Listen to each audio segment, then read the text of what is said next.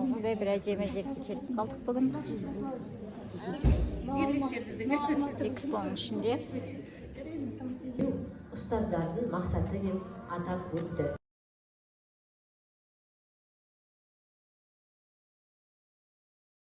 Қазақстан Республикасы оқу-ағарту министрлігі, Дарын Республикалық ғылыми-практикалық орталығы, Қазақстан Республикасы оқу-ағарту министрлігі, Республикалық қосымша білім беру оқу-әдістемелік орталығы, министрлігі Ыбырай Алтынсарин атындағы ұлттық білім академиясының өкілдері, сонымен қатар еліміздің барлық аймақтарынан қадірлі де құрметті педагогтары мен білім саласының ардагерлері қатысып отыр. Зор қошемет. Министрлігі орта білім беру комитетінің төрағасы Жұмашев Қаныбек Бекболатұлын шақырамыз. Қайырлы күн, әріптестер, педагогтар, сіздерді көріп ерекше қуанып отырмын. Жаратылыстану география бойынша бірқатар мектеп оқулықтарының география және білім мазмұны бойынша монографиялардың авторы Руслан Алиханович Қаратабановқа беріледі. Тақырыбы білім құндылықтарын ашу. Гиннестің рекордтар кітабына енген 2019 жылы үздік ұстаз атағының иегері Астана білім инновация лицей-интернатының ұстазы Мамергүл мырзаны төрге шақырамыз. Саламатсыздар.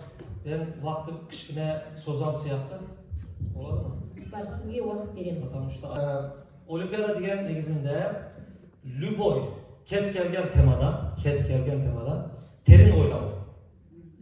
Бұл тема дегенде тек қана біз біліммен қарамайық. Спорт болады, музыка болады, сурет чызу болса, басында музыка ойнайтын кісілер болды, солар барлығында любой кез келген темада терең ойлау деген Олимпиада деген. Онда Олимпиада деген өмір деп айтуға болады ма? Олимпиада түсіндік, кез келген темада терең ойлау.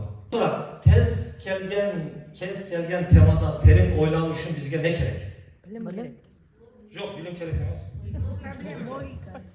Логика да керек емес. Проблема. Қызығушылық керек, интересно болу керек. Жасау керек. Мұғалім негізінде тренер сияқты болу керек, қарау керек, басқару керек. Потому что Олимпиада осы құндылықтың арқасында сөз шығады да, то что Әл-Фараби атамыз айтқан сөз бар ғой. Тәрбиесіз берілген білім, адамзаттың қашауы дегеннің функциясы фундамент бірінші.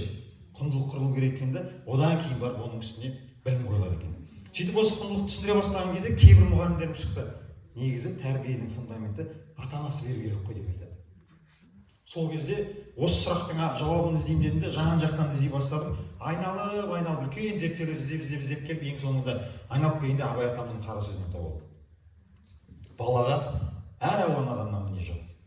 Ата-анасынан, ұстазынан, құрбы-құрдастарынан әсіресе кімді жақсы көреді, содан көбірек шығады дейді.